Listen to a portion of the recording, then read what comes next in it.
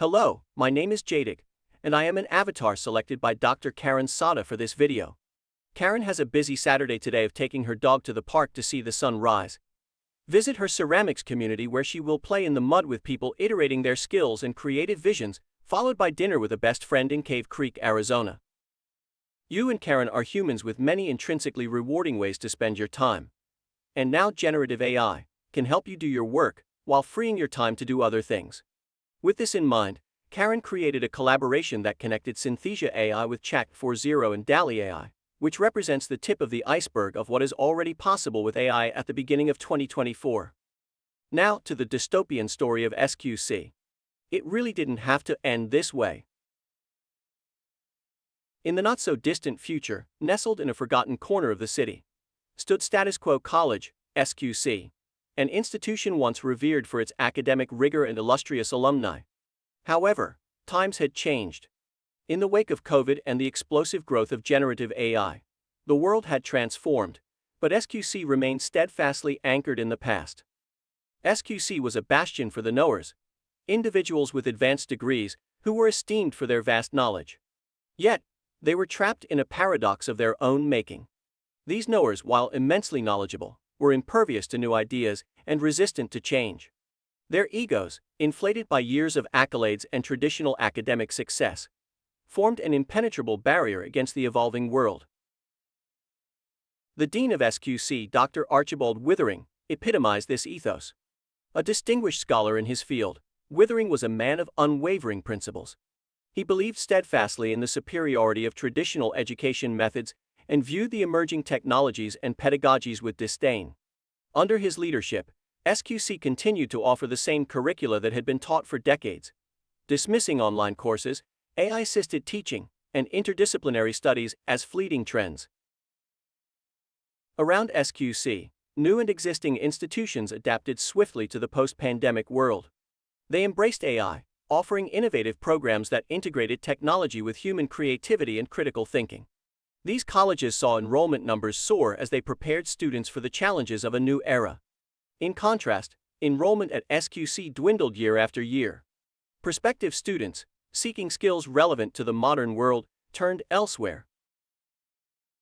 The faculty at ASCC, a cadre of accomplished knowers, were equally resistant to change. They prided themselves on their academic purism, scoffing at the idea of integrating AI into their teaching. Machines can't teach critical thinking, they would argue. Nor can they replace the human touch in education.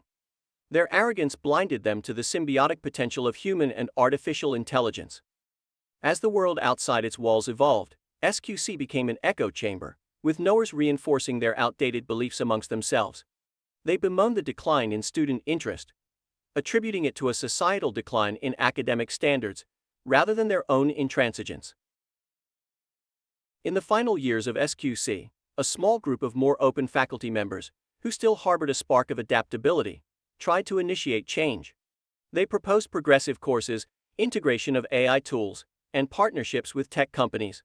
However, their ideas were met with derision and dismissal. The knowers could not fathom being taught new methodologies by what they considered less serious, less scholarly, less experienced or less sophisticated colleagues. The downfall of ASCC was a slow and painful process. As enrollment plummeted, so did funding. Departments shrunk, esteemed faculty left, and the once vibrant campus turned into a ghost town. The final blow came when accreditation bodies, recognizing the institution's failure to adapt and meet modern educational standards, revoked ASCC's accreditation. In the end, ASCC stood as a relic, a cautionary tale of what happens when institutions and individuals refuse to learn and adapt. It was a place where knowers, clinging to the status quo, pretended to be learners, but were, in reality, prisoners of their own arrogance and ego. Meanwhile, the world outside moved forward, leaving ASCC and its knowers behind in the annals of history, a forgotten footnote in the ever-evolving narrative of education. The end of the story. Or is it? Does it have to be? No.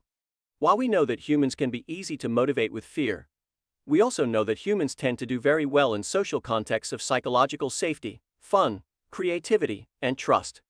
We know that humans are affected not only by social context, but by physical contexts.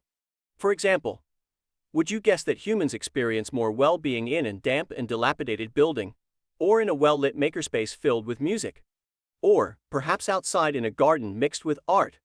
We know that humans are social beings, and when we co-create a social context and physical spaces that bring out the best in what it means to be human, our fears subside as we can authentically say we are in this together.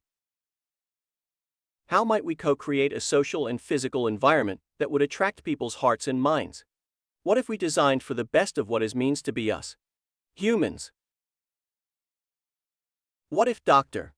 Withering used his expertise and power to invite people who are willing to engage into a series of co-creation experiences?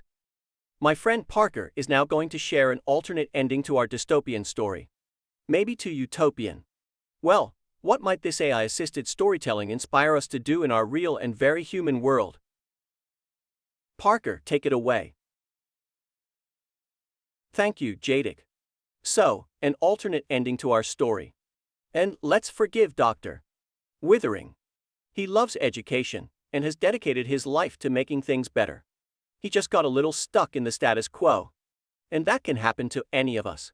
Humans can get comfortable and resist change, but we also have the capacity to learn and change. In fact, if you take an introductory psychology course, you might be told that learning is a relatively permanent change in thinking and/or behavior. So, if we really learn something, it shows up in how we think, our mental processes, and our behaviors.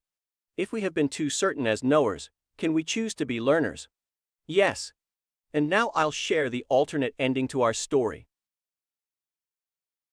In a remarkable turn of events, Dr. Archibald Withering, the once stern and unyielding dean of Quo College, ASCC, experienced a profound transformation. Faced with the imminent downfall of the institution he dearly loved, Dr. Withering did something unexpected. He opened his heart and mind to the winds of change. One quiet evening, as he wandered the desolate halls of ASCC, Dr. Withering stumbled upon a discarded piece of student artwork. It depicted a vibrant, inclusive, and technologically advanced college. This simple yet powerful image sparked something within him. A realization that he had been a gatekeeper to a bygone era, and it was time to be a bridge to the future. With newfound courage and humility, Dr. Withering initiated a series of co-creation experiences at ASCC, open to all.